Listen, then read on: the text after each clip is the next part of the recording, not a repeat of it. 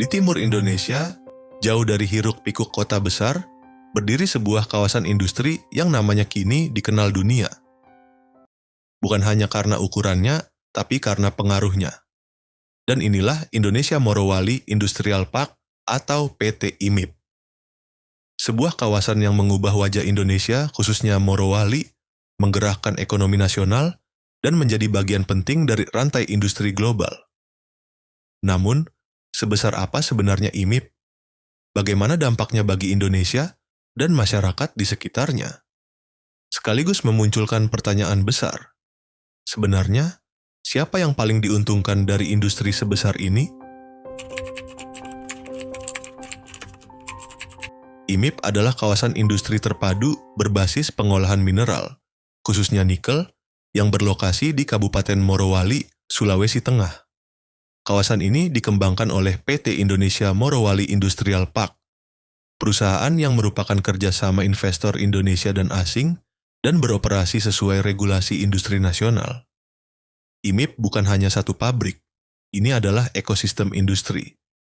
Tempat puluhan perusahaan beroperasi dalam satu kawasan terintegrasi. Secara luas, kawasan IMIP mencakup ribuan hektar lahan industri. Di dalamnya berdiri smelter, pabrik baja tahan karat, pembangkit listrik, kawasan logistik, hingga pelabuhan industri. Skala ini menjadikan IMIP sebagai salah satu kawasan industri nikel terbesar di Asia, bahkan dunia. Dari kawasan inilah nikel mentah diolah menjadi produk bernilai tambah, seperti nikel pig iron, stainless steel, dan material pendukung industri baterai. Yang memasok kebutuhan industri global, termasuk otomotif dan energi terbarukan. IMIP menjadi bukti nyata upaya Indonesia naik kelas dalam industri. Produk-produk ini tidak hanya untuk pasar domestik, tetapi juga memasok industri global. IMIP sering disebut sebagai contoh nyata kebijakan industri nasional. Mengubah sumber daya alam menjadi kekuatan industri. Dalam konteks ini, IMIP juga disebut sebagai wajah nyata hilirisasi, membawa Indonesia dikenal dunia sebagai pengekspor bahan mentah dan menjadi pemain di bidang industri.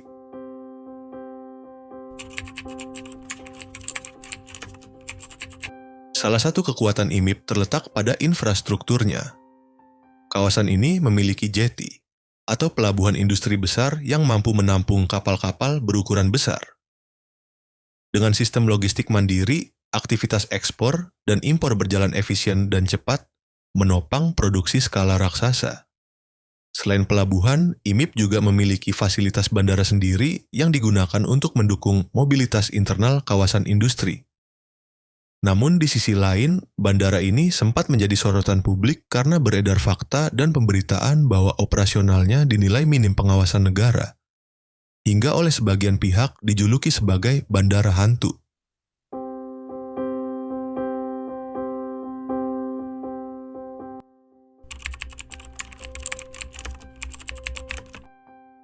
IMIP menyerap puluhan ribu tenaga kerja, mayoritas adalah pekerja Indonesia dari berbagai daerah, maupun tenaga asing untuk kebutuhan keahlian tertentu.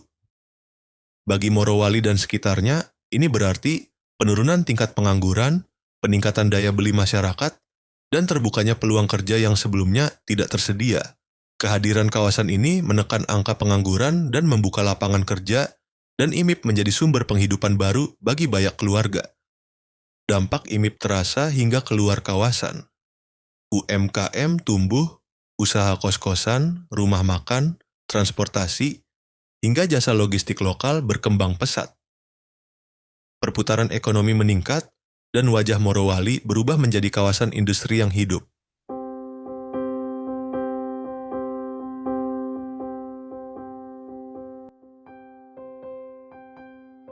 Di tengah pesatnya pertumbuhan industri dan pembangunan sumber daya manusia, ada satu hal yang tidak boleh tertinggal dalam pembahasan tentang IMIP. Daya dukung lingkungan. IMIP telah membangun politeknik sendiri sebagai upaya menyiapkan tenaga kerja terampil, sebuah langkah penting dalam penguatan sumber daya manusia. Namun, pendidikan dan teknologi saja tidak cukup jika tidak berjalan seiring dengan perlindungan alam yang menjadi fondasi kehidupan masyarakat sekitar.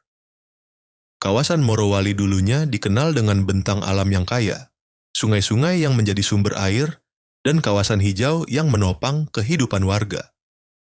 Seiring ekspansi industri, muncul kekhawatiran tentang perubahan lingkungan, termasuk banjir, sedimentasi sungai, dan perubahan aliran air yang dirasakan sebagian masyarakat.